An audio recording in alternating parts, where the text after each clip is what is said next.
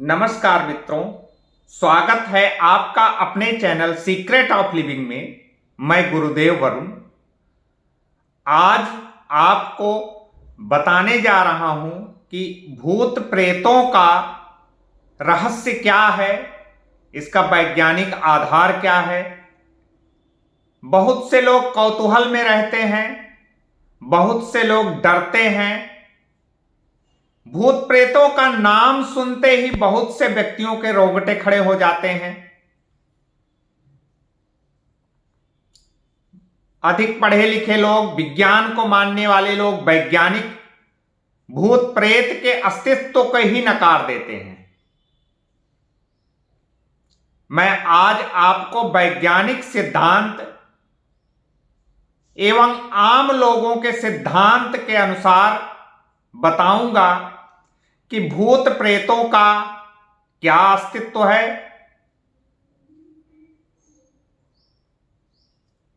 और उनका क्या महत्व है। इस वीडियो को देखने के बाद आपकी सारी भ्रांतियां सही हो जाएंगी, सारी भ्रांतियों का निराकरण हो जाएगा।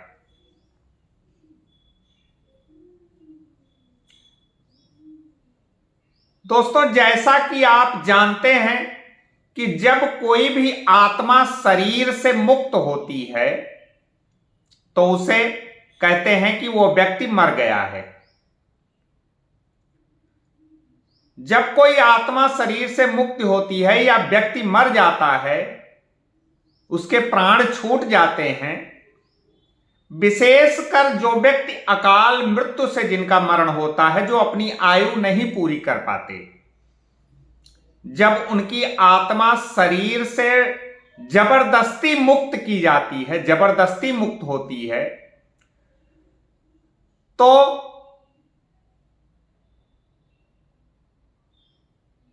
वो सूक्ष्म शरीर के रूप में भटकती है और अपने स्थूल शरीर में प्रवेश करने का प्रयास करती है।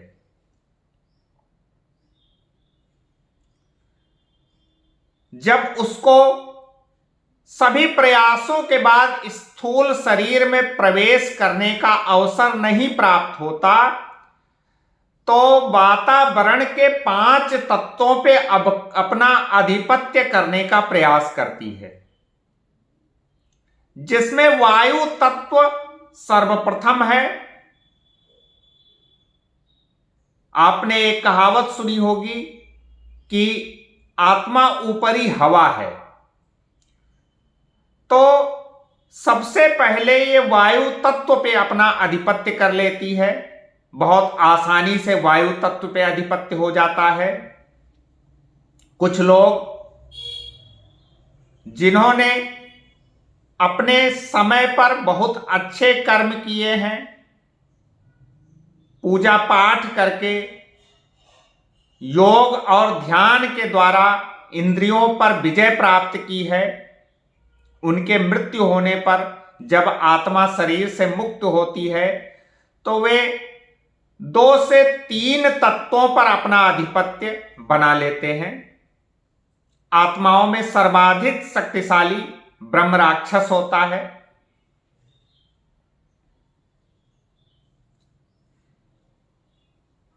वो 2-3 तत्वों पर अपना आधिपत्य कर लेते हैं।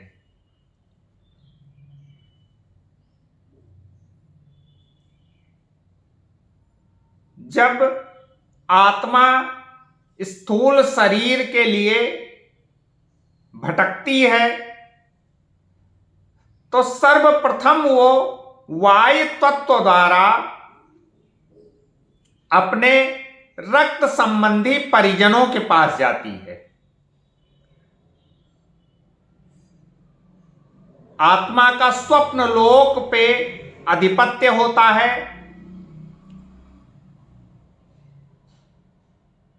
वो घर के वातावरण के वायु तत्व एवं घर के सदस्यों के वायु तत्व में कमी या अधिकता कर देती है और स्वप्न लोक के माध्यम से उनको अपने बारे में तरह तरह के विविध प्रकार के स्वप्न दिखाती है, डराती है, और अकाल मृत्यु वाली आत्माएं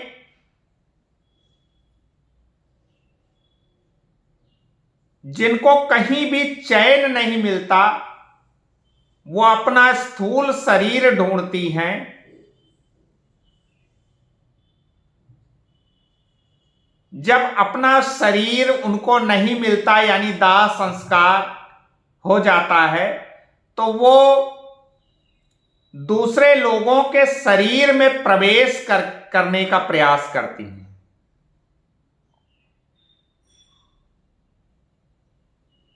जो लोग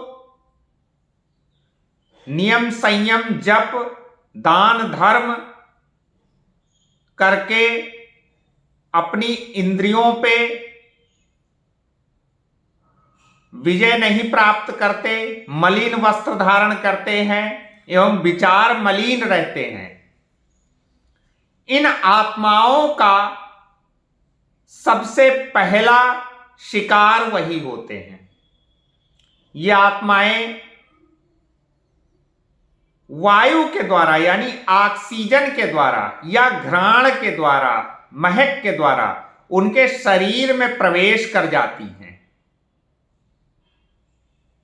और उनके शरीर को के वायु तत्व को कंट्रोल करने लगती हैं।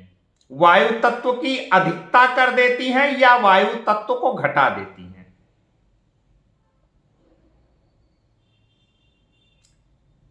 वायु तत्व की अधिकता या वायु तत्व की कमी से आयुर्वेद शास्त्र में 80 से अधिक बीमारियां बताई गई हैं। वायु 5 प्रकार की होती है: प्राण वायु, उदान वायु, समान वायु, व्यान वायु एवं अपान वायु। इन 5 प्रकार की वायु में इनबैलेंस कर देती हैं, जिससे व्यक्ति तरह तरह की बीमारियों से, वातज रोग से पीड़ित हो जाता है। यह खेल उसी आत्मा का होता है जो उनकी वायु तत्व में असंतुलन पैदा करती है, जिससे उनका शरीर तरह तरह के रोग से ग्रसित हो जाता है।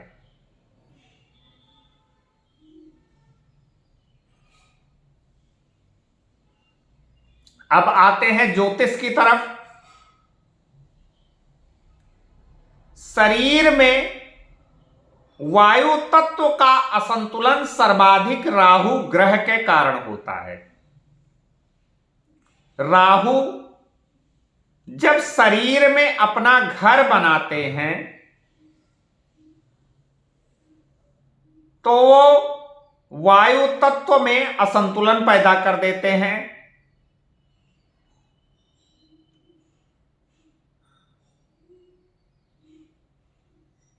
शरीर को मोटा कर देते हैं, अनेक तरह की बीमारियां पैदा कर देते हैं, मानसिक असंतुलन पैदा कर देते हैं।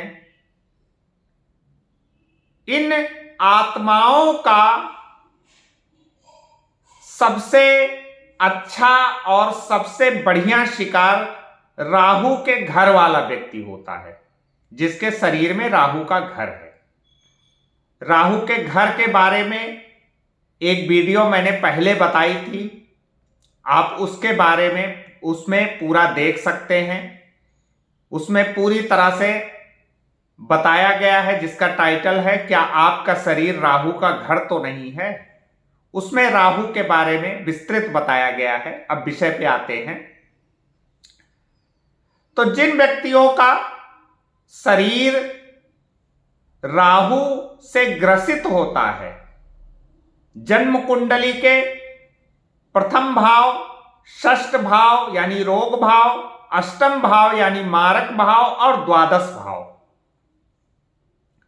इन भावों में राहु स्थित होते हैं, उन व्यक्तियों को इन आत्माओं से बहुत जल्दी प्रभाव पड़ता है। यह आत्माएं बहुत जल्दी ऐसे व्यक्तियों को प्रभावित करती हैं। जो बहुत शक्तिशाली आत्माएं होती हैं, जिन्हें ब्रह्म राक्षस कहते हैं, वो 3 से 4 तत्वों पे अपना कंट्रोल कर लेती हैं, 3 से 4 तत्वों पे अपना आधिपत्य कर लेती हैं।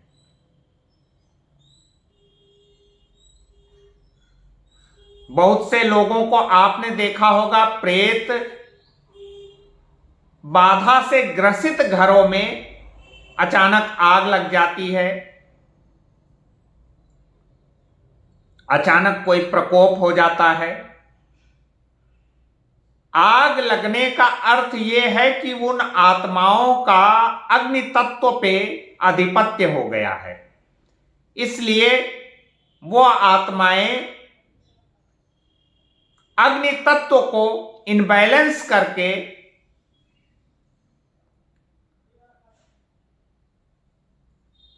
उस घर में अग्नि तत्व की अधिकता करके परेशान करने का प्रयास करती हैं।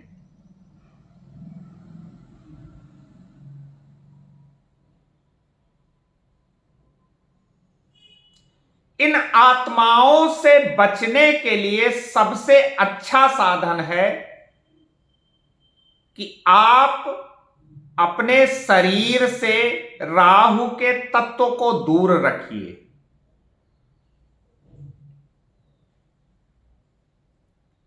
सुबह जल्दी उठिए, प्राणायाम, योग, ध्यान करिए, पूजा करिए,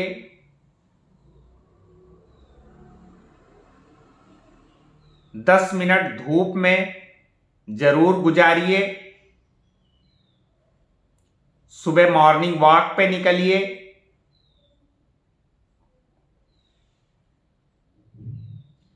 जितना ही राहु तत्व को शरीर से आप अपने दूर रखेंगे, उतना ही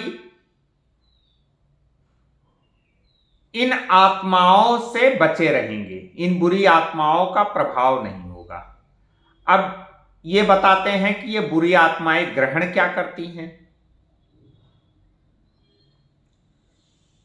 ये बुरी आत्माएं अपना शरीर की जरूरतों को पूरा करने के लिए भोजन के रस तत्व को ग्रहण करती हैं, घ्राण तत्व को ग्रहण करती हैं। महक एवं भोजन के रस से अपनी भूख शांत करती हैं। तो जो आप भोजन ग्रहण करते हैं, बहुत अच्छा भोजन ग्रहण करते हैं, उसकी महक और उसका रस ये आत्माएं ग्रहण कर लेती हैं, जिससे वो भोजन कितना भी अच्छा आप करें वो शरीर में नहीं लगता।